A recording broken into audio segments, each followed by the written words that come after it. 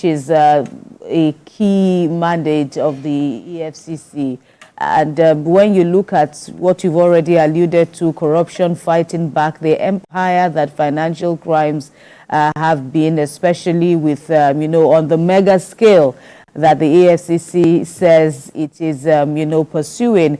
What are your thoughts on how, this issue of prevention can be achieved, bearing in mind that, many of these individuals enjoy immunity at the critical time when these crimes are perceived to have been committed?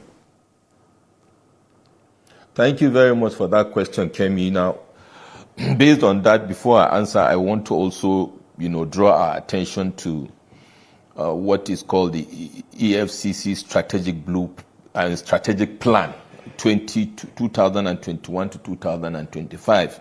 And within this document, they unveiled it in 2021, which I believe is subsisting till 2025 next year. I picked out some 3 very important strategic objectives, which has to do with the question you asked about prevention. Very important. One is the objective number 1 is to increase public engagement in the fight against economic and financial crime. Excuse me. Objective number 2 is to improve systems and processes for the prevention of economic and financial crime. And then I skipped objective 3 and go to objective 4, which is germane to this conversation, is to improve law enforcement coordination and collaboration with relevant stakeholders, to achieve success.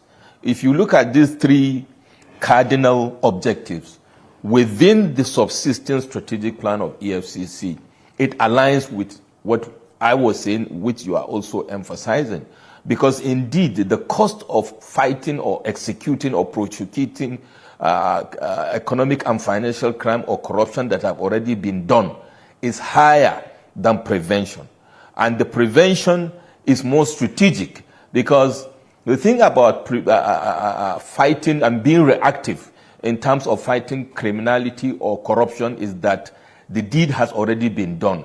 If it is money, the money has already been lost. It is in the hands of the vested interest. They have been empowered to fight. They use the money they have stolen, Kemi, to fight back. So if you prevent, you are being proactive, and by being proactive, you are able to stop wastages, you are able to block leakages, and you are also able to enhance the assets and the financial capacity of Nigeria and our economy, rather than being reactive. And you will agree with me, this strategic plan, which is very good and solid, is more solid on prevention. And taking it forward, what they have said here in the plan already, encrossed what it should be. I will take us to objective number 2, which is very key.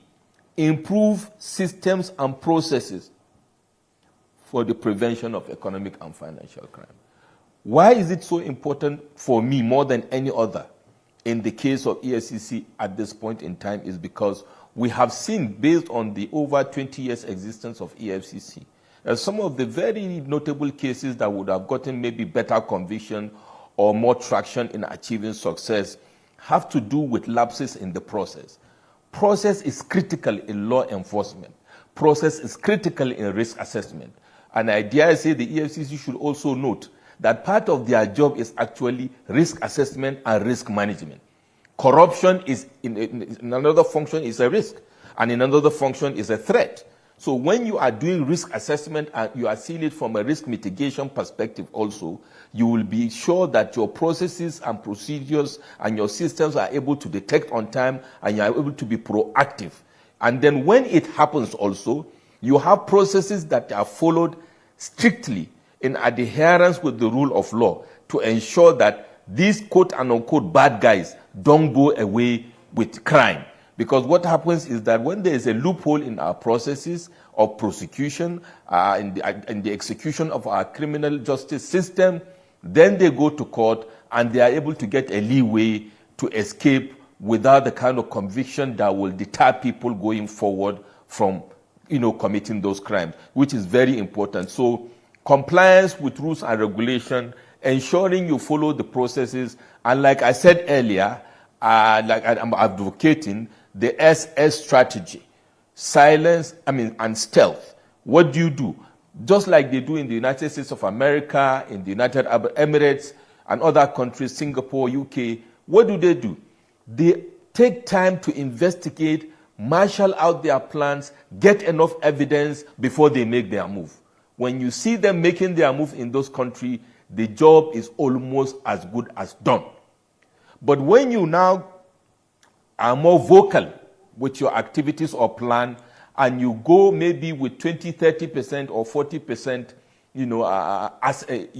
evidences, you have already given these people a head start to be able to find a way to circumvent the system or work on the loophole of the process within the legal framework to be able to go out either with less conviction or even, at the end of the day, as we have seen in some cases, EFCC losing cases that they shouldn't have lost in the first place. So it's very. So you believe immunity shouldn't be a problem? You believe that the EFCC can still work their way despite immunity enjoyed by these, politically exposed individuals? Now that's another very important angle, Kemi. The immunity part of it, which you are talking about now, maybe the governors or maybe the president. Let us note that if we look at the entire corruption value chain in Nigeria, with all due respect, the people that are enjoying those immunity are a lesser percentage of those others that are not enjoying immunity. But let's come back to the immunity issue. The immunity issue now is if you are doing a SWOT analysis for EFCC, it is not a weakness on their side, but a threat on their side because it is not their own making. It's a provision within the Constitution which cannot be circumvented. And that goes to another leg of what EFCC should do, along with other advocates of anti-corruption, to work on legislation, to review our Constitution. And what a better time than now that already we have committees that have been set up, at the instance of Mr. President, to review our Constitution, to amend our Constitution. That's the right word. And this amendment of the Constitution has already commenced. And I have said in many fora, calling on also Nigerians to be part of this process to ensure that we add our voices with regards to this immunity clause, within the Constitution, which gives cover to, bad leaders that hide under this immunity clause and inadvertently or deliberately make it difficult for an EFCC to prosecute in that instance. But that being said, that is not an excuse for EFCC to do better.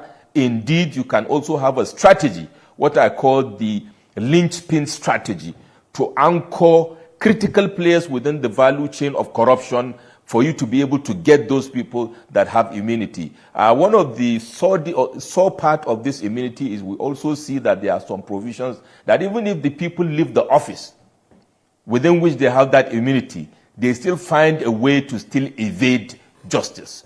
So the process, like I said, is very important and it's a work in progress. And because it's a work in progress, part of what we should all do as Nigerians is to ensure that immunity clause is not used to give cover to anybody, indeed from Mr. President down, to continue perpetrating the evil of corruption in Nigeria. But then they are just a subset. I agree they hold critical national asset of this country. But we should start somewhere and head somewhere and improve as we proceed. Okay, so in improving as we proceed, how important is the use of technology in effectively fighting corruption in Nigeria? Oh, wow, that's a very important one because we are living in a global village, and as you know, technology is driving the entire fight against terrorism, fight against corruption. So it goes without saying that technology is very key. It's a critical success factor. The capacity, the ability, and the know-how and the investment, deployed on technology for an institution like EFCC is a critical success factor. But more importantly, the ability to use it and how it is used by the EFCC is very important. You can have an asset, but how you deploy it is very important. It goes back to the process. If we take an instance for a bit, with regards to the case of quote and unquote Horse Puppy, who was arrested, in the United Arab Emirates and prosecuted and convicted in the United States of America, a high-level collaboration between the U.S. and the UAE. You see what I talk about the process. They took their time to follow this corruption value chain, gather their evidence, marshal their plans, and the day we saw the interagency collaboration, across the two countries, going in to take on these guys, they were already good to go. They deployed technology throughout that process. But importantly, not just deploying the technology, but the methodology and the process, I repeat, are very important. Because even when you deploy technology, but the methodology is faulty, or the process is faulty, these people will still get away. We are dealing with very intelligent and highly connected, criminal, enterprise across the world, whether they are politically exposed or whether they are the terrorists or other financial crime, corruption value chain. So it is very important that we use technology. And of course, why not? We have the National Financial Intelligence Unit, the NFIU, which is, basically the hub of gathering data and mining it and sharing information, with the likes of EFCC and other agencies of government to fight corruption, to fight terrorism, etc. So technology, of course, is very important, but how it is deployed and how it is used in terms of methodology, in terms of process, in terms of execution quotient are very critical for success. Okay, so will you advocate that the EFCC should be scrapped, as many people believe that it's not effectively fighting against corruption? Rather, it has become a problem in itself rather than become the solution. No, that will be throwing away the baby to bad water. To contemplate that, to me, in my mind, is actually like a sabotage. We shouldn't contemplate that. EFCC is a noble idea. EFCC has indeed achieved success. I'm not writing off EFCC, obviously. We are just saying that the successes achieved should be better, and going forward should be consolidated. The question I would have expected was with regards to the approval of Mr. President to, streamline governance and adoption of the Orosoye report. And maybe the poser would have been the possible merger between ICPC and EFCC for better performance. Those kind of conversations. But we shouldn't have any conversation on the table with regards to the scrapping of the EFCC. It's a big NO, but the institutions should be supported, properly manned, properly monitored, and we are telling them what they should do to be better.